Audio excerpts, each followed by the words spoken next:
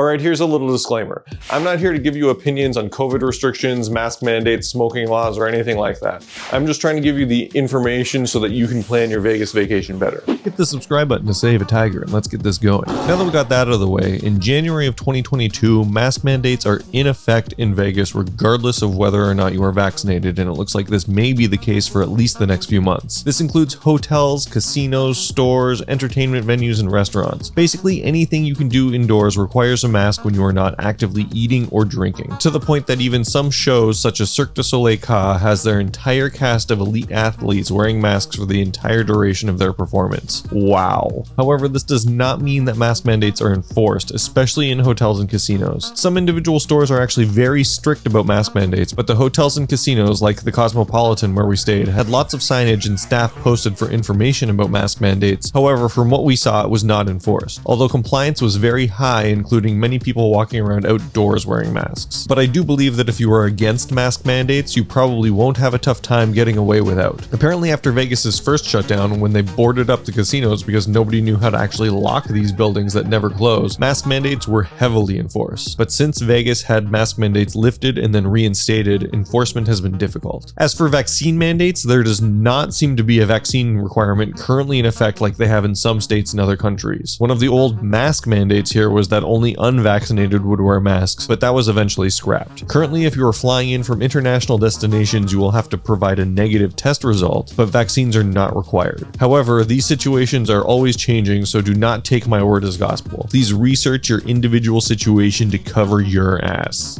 There seemed to be some capacity restrictions on some attractions. Although restaurants did not seem to have capacity limits, several entertainment venues did. We booked a couple Spiegel World shows. They are fantastic. Please check them out. And they were not selling a portion of the auditoriums. It seems like a majority of the shows on the strip are back up and running, but there are some notable permanent closures like Cirque du Soleil's Zumanity. Next, smoking seems to be phasing out in casinos. For the last couple of years, you have not been able to walk through most of the casinos while smoking. You generally have to be sitting at a gaming area playing a game to be allowed to smoke. This seems to be more enforced than mask use in most hotels. But at the Cosmo where we stayed, we saw people smoking in elevators, in the hallways of upper floors of the hotels, basically everywhere, so if you are sensitive to smoke, you may still have issues. However, for the most part, I noticed that the casinos do not stink like cigar and cigarette smoke anymore, which is a welcome change to a lot of people. Some of the casinos are fairly strict, and one casino has completely phased out smoking, the MGM Park Hotel and Casino. Although cannabis smoking is still prohibited everywhere, even though it is legal in Vegas. Casinos are also very strict about even the possession of cannabis in their casinos. Yes, far more strict than if you were to break certain laws. Weird. If you are out shopping, you will notice that high-end stores in the malls and hotels have a queue now so that only a certain number of people can get into the stores. This is because of a combination of the pandemic and robberies that have been happening around the country. Even some casinos have limited entry to their grounds on weekends because of increased violence on the strip.